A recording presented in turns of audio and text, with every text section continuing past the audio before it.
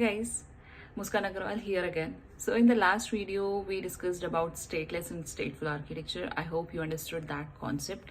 Moving ahead, we have a new component in our system design that are message queues. Now, what are message queues? As with the name, you can understand there is a queue. Like you are going to insert into something, you are just going to pop out something. Queue works on first in, first out something. Right, so I hope you know the basic concept of queues. Now, how these queues are used in system design. These are also an essential component in the system design. So, whenever a request is sent to our application layer, right, and that request is supposed to take a lot time to give the response back to the user, right? There is this client, there is a server.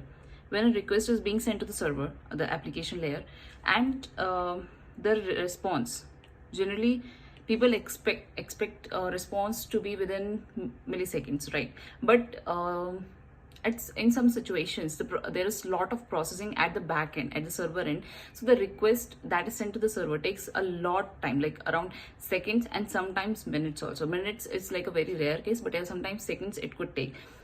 That response, the amount of latency that response contains, that means the seconds, the delay that response is giving, that can hinder user experience, and it is not actually advised that you should keep a request and response whose response time is more than milliseconds. So in that case, such request and response, such requests are queued into the message queues. Message queues, you would have heard about Kafka as well as RMQ, like RabbitMQ, right? Rabbit messaging queues. You would have heard these terms. They are used in such scenarios wherever the processing is too much on the server end and the response is delayed by seconds.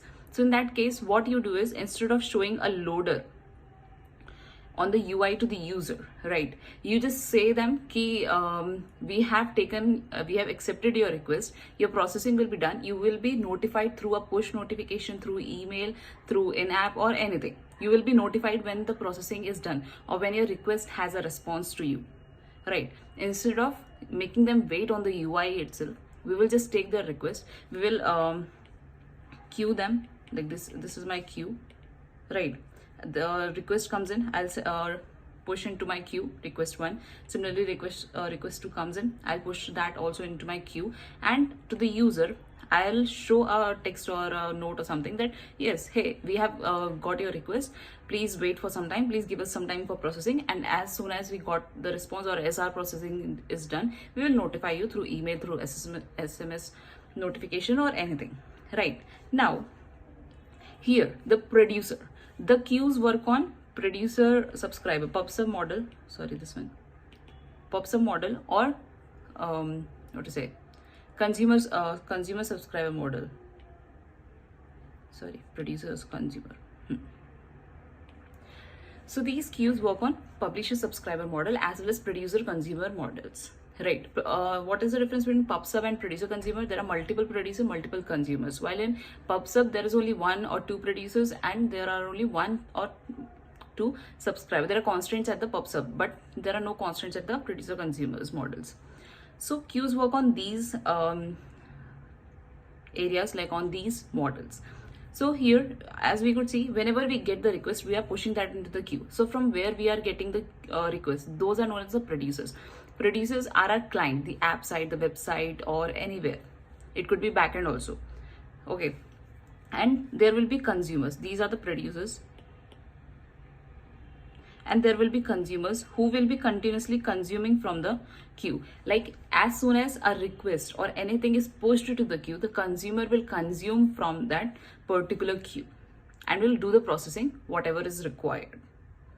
So this is the basic idea of using the message queues in our system design. Whenever you know that a request will like take a lot of computations at the server, and that can hinder user experience. So such scenarios, we use message queues, that those requests are pushed into the backend or into the queue as a job, and then there is one worker or consumer that is continuously listening to that particular queue, that as soon as any job or request comes into that queue, I'll fetch that, start processing, and give back the response to the user.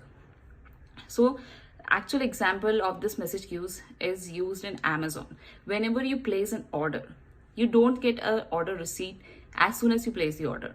It just shows that order is placed, delivered to this one, and the invoice and receipts are generated later on.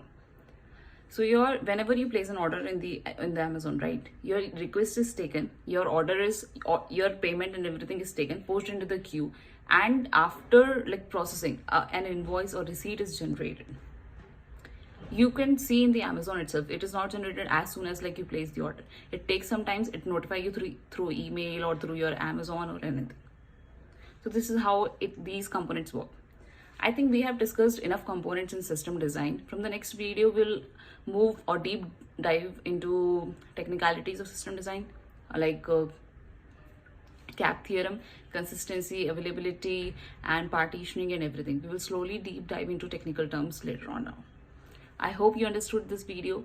If you have any questions, please do drop in the comment section. Also do like, share, and subscribe. Thank you.